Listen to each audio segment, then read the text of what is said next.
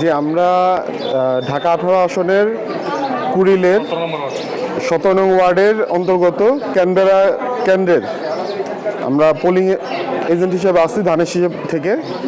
তো এখানে যে বুথগুলো আছে সবগুলোতে স্বাভাবিক গতিতে চলতেছে, কিন্তু দুইটা বুথ আপনার 5 নাম্বার উপর দোতলায় 5 নাম্বার এবং 6 নাম্বার এই দুইটা বুথ খুবই স্লো চলতেছে, যেটা আমাদের ভোট কাউন্ট এবং ভোটারদের আগ্রহটা কমায় দিতে পারে। যা ভোটাররা অনেক ভোটার হয়তো চলে গেছে যেটা আমরা জানি না।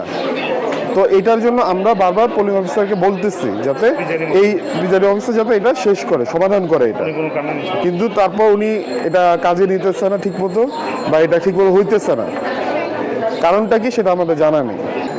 আমরা যদি সব মানে পোলিং এজেন্টরা যদি অভিযোগ জানায় সেটা তো আপনার অবশ্যই আমলে নিতে হবে, নিচ্ছেন, বাট সেরকম তো অগ্রগতি তারা তো নিতেছে না।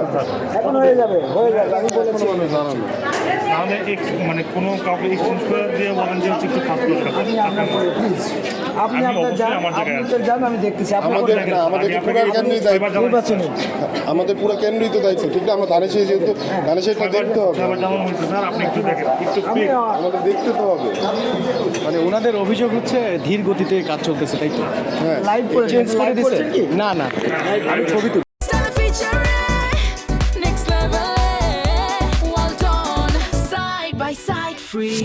তা দেখাইলে কোনো কিছু হবে না ভাই। উনি যে অভিযোগটা করতেছিল যে দেরি হচ্ছে, ওনার অভিযোগ করেছিল আমি চেঞ্জ করে আরেকজনকে বসিয়েছি, সব একই কেন্দ্রে চাপ পড়েছে। দেখেন একে হচ্ছে যে কোনো ভিড় নেই ভোটার, সব ভোটার 5-এর। এখন 5-এর আপনি তো আছেন, কোনো কি অনিয়ম দেখতেছেন? কিন্তু এখানে লাইনে যারা ভোটার দাঁড়ানো তারাও তো বলতেছে যে হচ্ছে দেরি হচ্ছে। সব তো 5-এর, মানে কোনো তো আন্তরিকতার অভাব নেই। আমাদের আন্তরিকতার অভাবটা একটু দেখেন, 3 জন কত কাজ করতেছে এটা দেখেন। যদি ভোট গ্রহণ দেরিতে হয় তাহলে তো ফুল ভোট কাজ করতে হবে না 5-এর এটা তো ইনশাল্লাহ আমাদের কোনো ইয়ে হবে না। একজন ভোটারও মনে করেন যারা আসবে আমাদের এখানে তো ভোট না দিয়ে যেতে পারবেন না।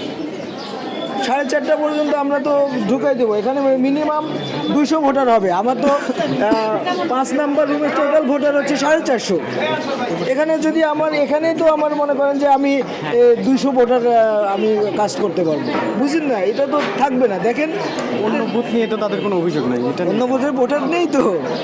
ভোটার দেখেন একে ফাঁকা বসে আছে, উনি হচ্ছে একের যে দেখেন বসে আছে, নাই ভোটার, সব 5-এর।